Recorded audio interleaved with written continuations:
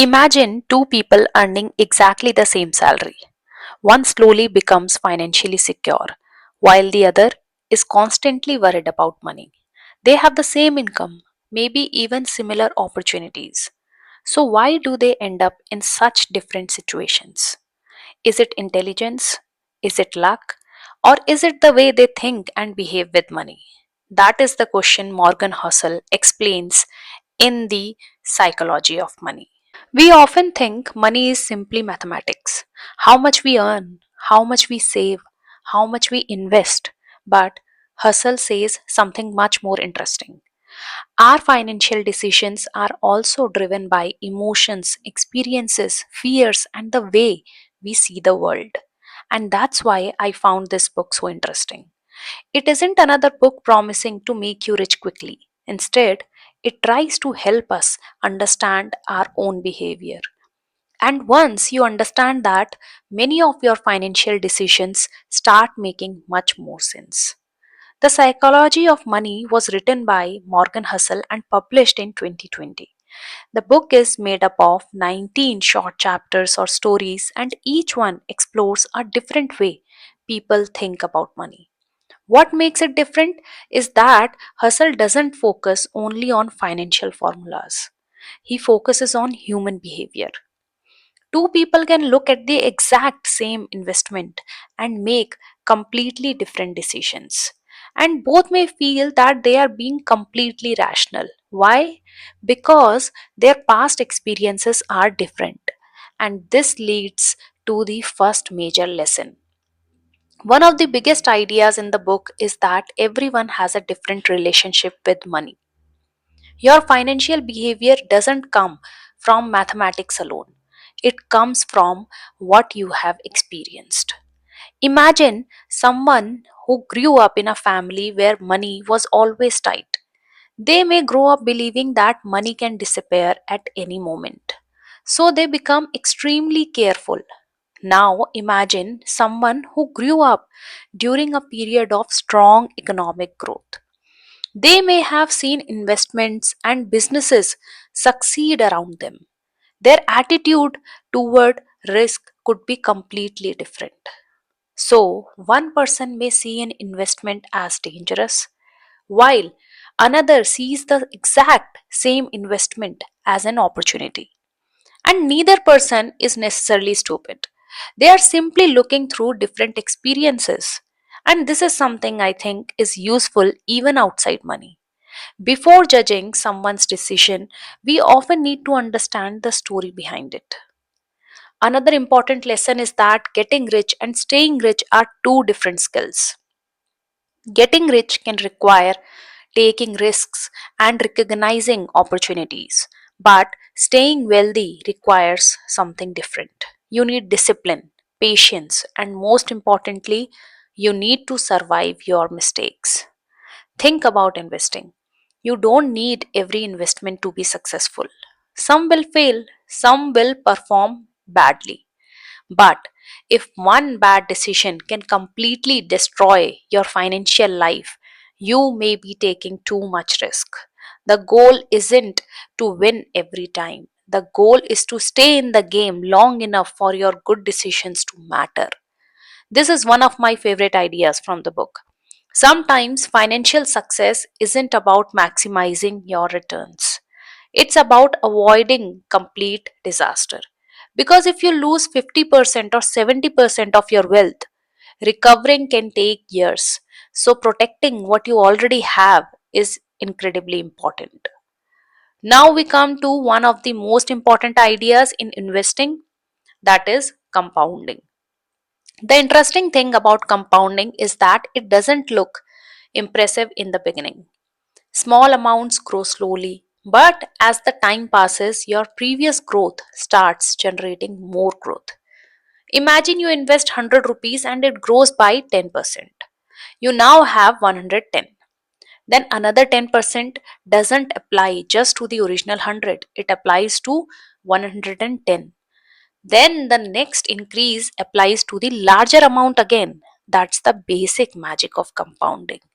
And that's why time is so valuable.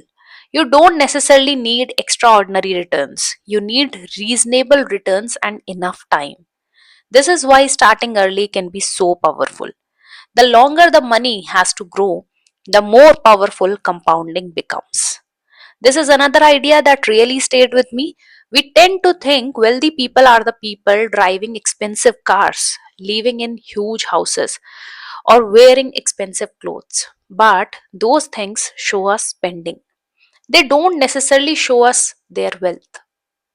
When someone buys an expensive car, everyone can see it, but nobody can see the money they didn't spend. Nobody can see their emergency fund or their investments, and nobody can see the financial security they have built around them.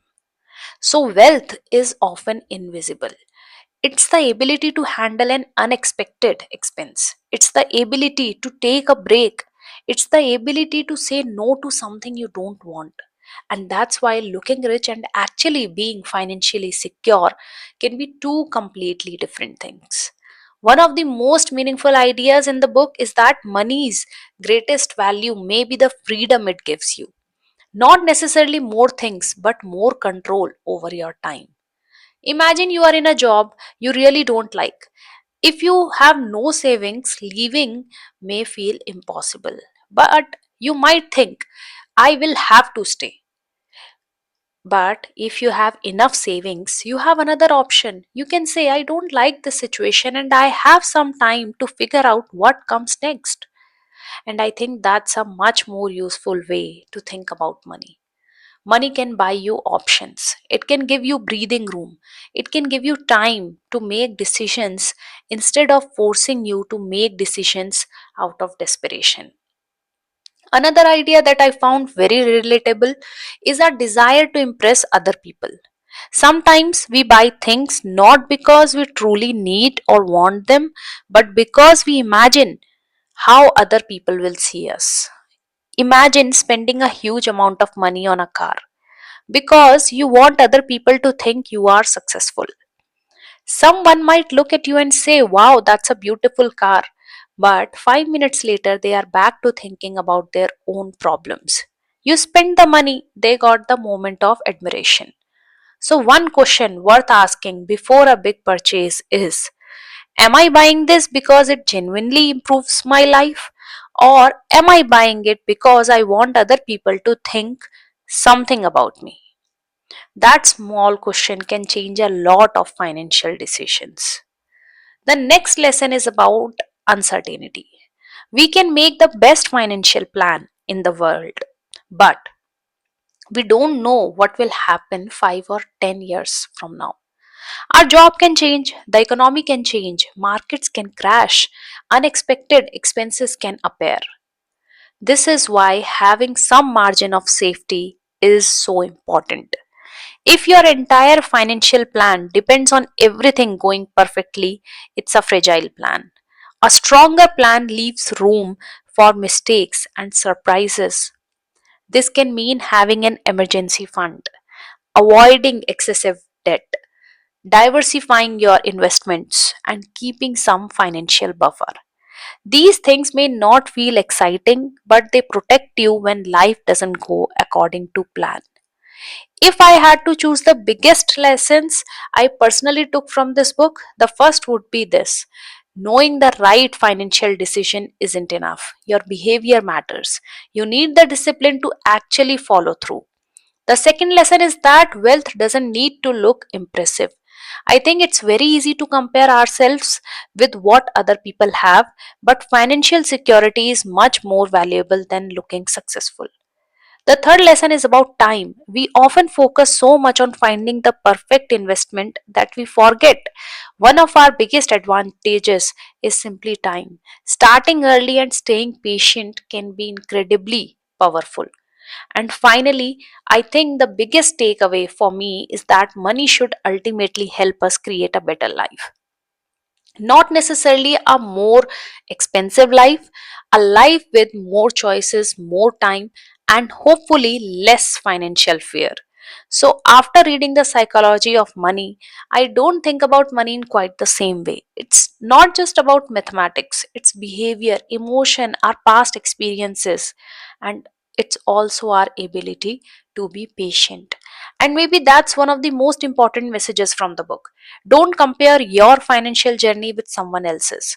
You don't know their history, you don't know their circumstances, you don't necessarily know what they are sacrificing behind what you can see. If I had to summarize the book in just a few lines, I would say stay in the game, give your money time, protect yourself from big mistakes, and don't feel the need to prove your success to everyone. Because ultimately, the goal isn't to look rich, the goal is to have enough freedom to live life on your own terms. And I think that's a much more meaningful definition of financial success.